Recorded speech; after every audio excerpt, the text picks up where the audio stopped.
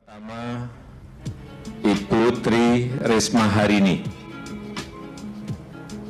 Saya kira kita tahu semuanya, beliau adalah Wali Kota Surabaya dan saat ini Putri Risma Harini akan kita berikan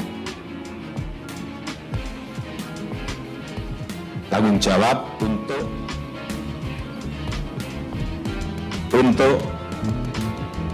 menjadi Menteri Sosial. Kemudian yang kedua, saya ingin mengenalkan, tapi kita semuanya saya kira sudah tahu, yaitu Bapak Sandiaga Salahuddin Uno. Beliau adalah dulu Wakil Gubernur DKI Jakarta, Ketua HIPMI, dan saat ini beliau akan kita berikan tanggung jawab untuk memimpin Kementerian Pariwisata dan Ekonomi Kreatif. Bapak Budi Gunadi Sadikin.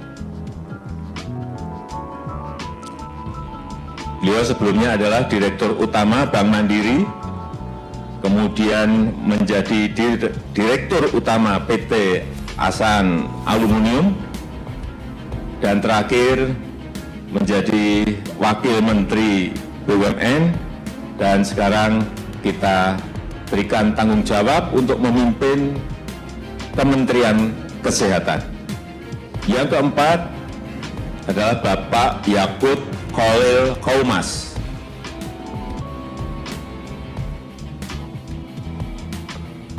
Beliau adalah tokoh Muslim, Ketua PT GP Ansor, dan akan kita berikan tanggung jawab sebagai Menteri Agama. Yang kelima, Bapak Sakti Wahyu Trenggono. Beliau sekarang ini memegang jabatan di Wakil Menteri Pertahanan dan akan kita berikan tanggung jawab untuk menjadi Menteri Kelautan dan Perikanan. Yang terakhir, Bapak Muhammad Lutfi. Beliau sebelumnya pernah di Kepala BKPM, kemudian Menteri Perdagangan, kemudian Duta Besar Indonesia untuk Jepang, dan terakhir Duta Besar Indonesia untuk Amerika Serikat. Dan sekarang akan kita berikan tugas memimpin Kementerian Perdagangan.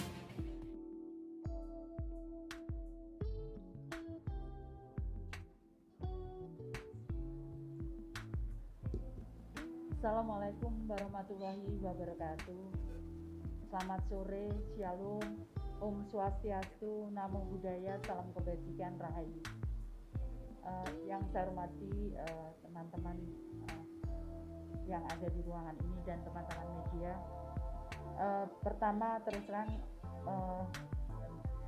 saya cukup kaget meskipun sudah banyak yang membicarakan, tapi terus terang saya tidak pernah berpikir atau membayangkan menjadi menteri, karena ini kepercayaan Bapak Presiden dan Bapak Wapres, dan ini untuk saya mengabdi untuk negara, maka saya matur nuwun kepercayaannya oleh Bapak Presiden dan Bapak Wapres serta tentunya seluruh bangsa. Konteks ini tugas dan amanah yang disampaikan oleh Bapak Presiden dan Bapak Wakil Presiden teramat sangat berat, karena kebangkitan bangsa Indonesia untuk pulih dari COVID-19 dan melanjutkan agenda pembangunan terutama di sektor pariwisata dan ekonomi kreatif akan sangat bergantung pada pemulihan kesehatan dari sisi COVID-19 dengan upaya kita menerapkan protokol kesehatan yang ketat dan disiplin. Bapak Ibu yang saya hormati, Assalamualaikum warahmatullahi wabarakatuh. Salam sejahtera untuk kita semua. Bapak Ibu, saya mengucapkan terima kasih atas tugas dan kepercayaan yang diberikan oleh Bapak Presiden dan Wakil Presiden kepada kami. Semoga amanah ini bisa kami jalankan dengan sebaik-baiknya. Kami ditugasi salah satunya adalah untuk mengatasi masalah yang disebabkan oleh virus SARS-CoV-2 ini. Sehingga semua anak-anak kita bisa segera kembali ke sekolah, belajar bertemu dengan guru-gurunya. Agar semua pengusaha-pengusaha UKM bisa membuka toko-tokonya dan kembali berdagang seperti biasa. Dan agar semua pekerja bisa datang kembali ke kantornya dan memulai hidupnya normal. Dan agar semua keluarga kita bisa kembali bersilaturahmi dengan sesama teman-teman dan keluarga mereka. Dan kami tidak mungkin melakukannya sendiri. Kami harus melakukannya bersama-sama. Kementerian Kesehatan tidak mungkin melakukannya secara eksklusif. Kita harus melakukannya secara inklusif. Assalamualaikum warahmatullahi wabarakatuh. Alhamdulillahirabbil alamin. Innalillahi wa inna ilaihi rajiun.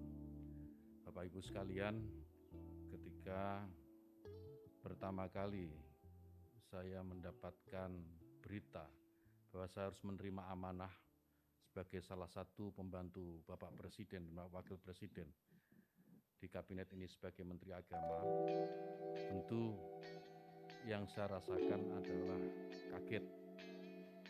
Karena dalam mimpi yang paling liar saya tidak pernah membayangkan menjadi Menteri Agama. Tetapi apapun tugas amanah yang sudah diberikan ini, saya sudah bertekad untuk mewakafkan seluruh hidup dan apa yang saya miliki untuk bangsa negara. Kebetulan sekarang mendapatkan kesempatan melalui Kementerian Agama. Saya akan melakukan apa yang paling baik untuk bangsa dan negara. Yang berikutnya yang saya harus sampaikan adalah bahwa setelah nanti resmi menjadi Menteri Agama, yang pertama ingin saya lakukan adalah bagaimana menjadikan agama itu sebagai inspirasi, bukan aspirasi. Artinya apa? Bahwa agama sebisa mungkin tidak lagi digunakan menjadi alat politik, baik untuk menentang pemerintah maupun merebut kekuasaan, atau mungkin tujuan-tujuan yang lain. Agama biar menjadi inspirasi, dan biarkan agama itu membawa nilai-nilai kebaikan, nilai-nilai kedamaian dalam kehidupan berbangsa dan bernegara. Kemudian yang kedua tentu tugas yang tidak mudah, yaitu bagaimana bisa meningkatkan, yang pertama adalah ukhuwah Islamiyah. Kenapa ukhuwah Islamiyah? Karena kita tahu bahwa mayoritas warga negara ini adalah pemeluk agama Islam. Maka negara ini akan damai, negara ini akan tentram jika sesama Muslim, sesama umat Islam ini memiliki ukhuwah atau persatuan di antara mereka. Yang kedua, meningkatkan ukhuwah watoniyah atau persaudaraan sesama warga bangsa. Kenapa ini penting? Karena kita tahu bahwa Indonesia ini merdeka, Indonesia ini lepas dari jajahan kolonial, itu karena perjuangan oleh Selamat sore. Assalamualaikum warahmatullahi wabarakatuh. Salam sejahtera, Om Swastiastu, Namo Buddhaya. Yang saya hormati rekan-rekan yang hadir di sini. Pertama saya ingin menyampaikan perasaan saya ketika saya mendapat amanah untuk dicalonkan sebagai Menteri KKP. Sebelumnya saya mendapat amanah sebagai Wakil Menteri Pertahanan. Dalam 1 tahun ini saya membantu Menteri Pertahanan untuk mensinergikan dan membangun pertahanan masa depan. Nah, selanjutnya dalam 1 tahun ini secara mengagetkan juga tiba-tiba saya diminta untuk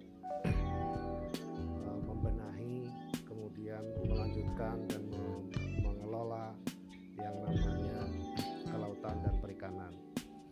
Amanah ini bukan amanah yang mudah, saya kira. Saya ingin berusaha bahwa ada sebuah wilayah karunia dari Allah Subhanahu wa Ta'ala yang memiliki satu potensi yang sangat besar, yang tentunya itu bisa menjadi kesejahteraan bagi bangsa.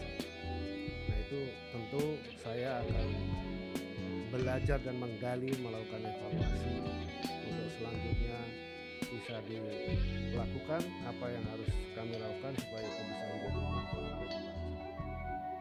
Bismillahirrahmanirrahim. Assalamualaikum warahmatullahi wabarakatuh. Selamat siang dan salam sejahtera bagi kita semua. Yang saya hormati rekan-rekan sahabat yang dipanggil oleh Bapak Presiden pada sore hari ini. Yang saya hormati Bapak dan Ibu yang hadir pada sore hari ini juga.